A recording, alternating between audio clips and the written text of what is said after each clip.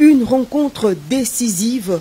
qui devrait marquer un tournant dans le cycle infernal de violence qui meurtrit les populations de l'Est de la République démocratique du Congo. La tripartite de Luanda sur la situation sécuritaire à l'Est de la RDC s'est terminée ce mercredi soir par l'établissement d'une feuille de route sur le processus de pacification de la région Est de la RDC. Tout commence par une rencontre à trois entre les présidents Joao Lourenço, Félix Antoine Tshisekedi Tshilombo et Paul Kagame.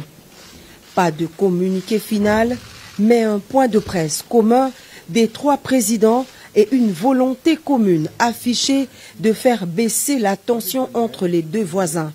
L'objectif central étant de restaurer la confiance perdue entre Kinshasa et Kigali par l'instauration d'un dialogue et d'une concertation permanente établie sous l'égide de la CIRGL et du processus de Nairobi dans le cadre de la communauté d'Afrique de l'Est. Concrètement, cela se fera graduellement via l'application de la feuille de route qui permettra au final, si chacun respecte vraiment ses engagements, de réchauffer les relations politiques, diplomatiques et économiques entre le Rwanda et la République démocratique du Congo. Ce que je peux dire à propos du contenu de la réunion de ce jour est que de part et d'autre, il y a eu en tout cas l'intention manifeste d'avancer et de mettre fin à cette crise. Comme l'a dit le président Lourenço, il s'agit de rétablir la confiance entre nos deux pays et surtout nos deux peuples. Une confiance qui a malheureusement été rompue alors que, à mon sens, tout allait bien dans la voie de la normalisation entre nos deux pays. Je m'étais entrepris, en tout cas, de tirer un trait sur le passé dès mon arrivée à la tête de la République démocratique du Congo pour envoyer un signal fort, non seulement au Rwanda seul, mais à tous nos voisins, à toute la région,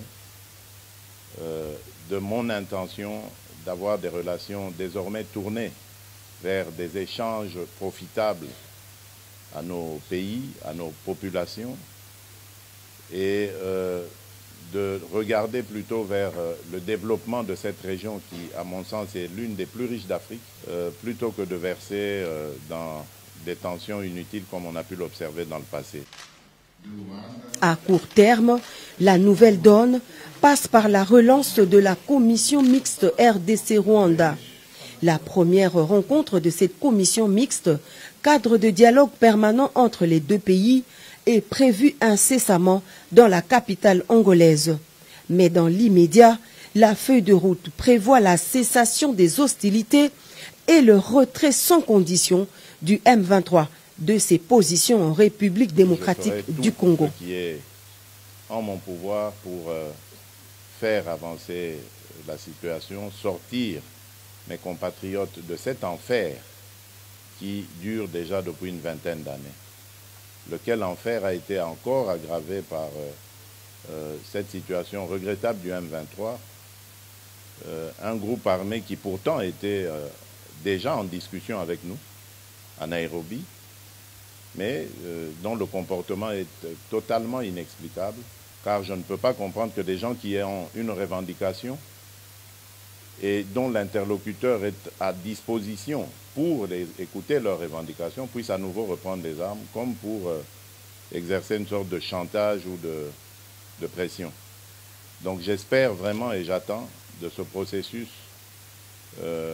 qu'il apporte le cessez-le-feu immédiat et le retrait de ce groupe du M23, en attendant évidemment que l'on mette en marche la feuille de route qui amènera un processus de paix, de stabilité et de confiance.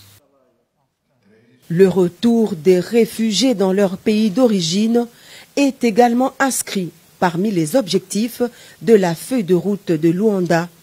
Elle stipule enfin que toute exploitation des ressources naturelles dans la région doit se faire dans le strict respect de la souveraineté des États, ce qui met en exergue la ferme volonté de lutter contre le trafic illicite des ressources minières de la République démocratique du Congo au profit des pays voisins. Le chef de l'État, Félix Antoine Tshisekedi Tshilombo, garde ainsi le cap de la fermeté pour la défense de la souveraineté nationale et en même temps une ouverture au dialogue diplomatique sincère pour imposer la paix à l'est de la RDC. Le président de la République et sa délégation sont rentrés au pays ce mercredi soir.